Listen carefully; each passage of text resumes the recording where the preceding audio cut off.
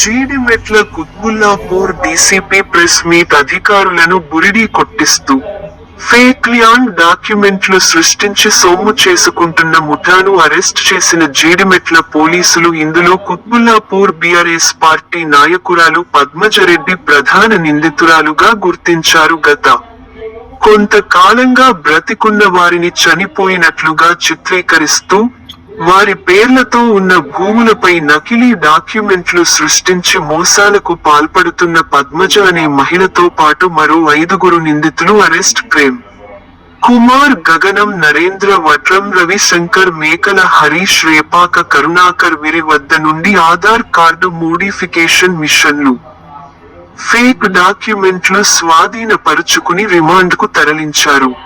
గతంలో వీరిపై రాచకొండ, హైదరాబాద్, సైబరాబాద్ కమిషనరేట్లలోని పలు పోలీస్ స్టేషన్లలో కేసులు ఉన్నాయని తెలిపిన పోలీసులు. సో ఇది ఫేక్ డాక్యుమెంట్స్ తోటి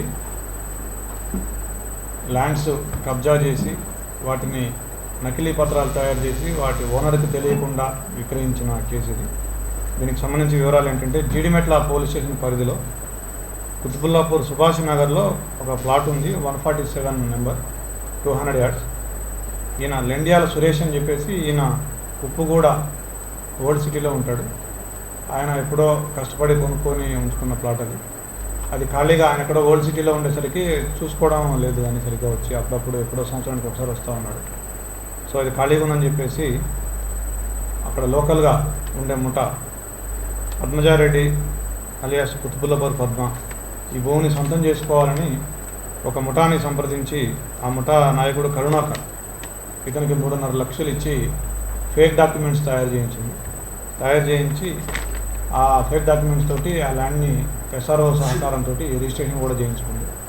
తర్వాత ఈ ల్యాండ్ ఓనర్ వచ్చి ఇది నా ల్యాండ్ అంటే అతన్ని భయపెట్టి బెదిరించి వెళ్ళగొట్టడం జరిగింది. ఇది మా పేరుతో రిజిస్ట్రేషన్ అని చెప్పేసి అతను ఆశ్చర్యపోయినాడు. 20 ఏళ్ళ నుంచి నా ఇదిలో ఉంది, నా కంట్రోల్లో ఉంది, ఇప్పుడు ఎలాగ వీళ్ళ కిందకి వచ్చిందని చెప్పేసి మా పోలీస్ స్టేషన్కి వచ్చినాడు.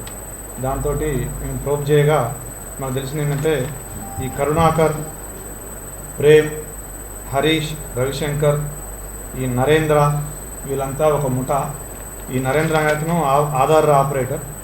తర్వాత ఈ రవిశంకర్ అండ్ హరీష్ అనేవాళ్ళు ఎవరైతే అమ్మే పర్సన్గా ఇంపర్సనేట్ అయ్యి వాళ్ళ అమ్మే వ్యక్తులుగా నటించేవాళ్ళు వీళ్ళు. ఈ రేపాక కరుణాకర్ అనే వ్యక్తి ముఖ్యమైన వ్యక్తి. ఇతనికి 34 ఏళ్ళు. ఇతను హైదరాబాద్లో ఉంటాడు. ఇతను ఒక 10 ఏళ్ల క్రితం రోడ్డు మీద రాబరీలు చేసేవాడు. ఇతని మీద సస్పెక్ట్ షీట్ కూడా ఉంది హైదరాబాద్ పోలీస్ స్టేషన్లో.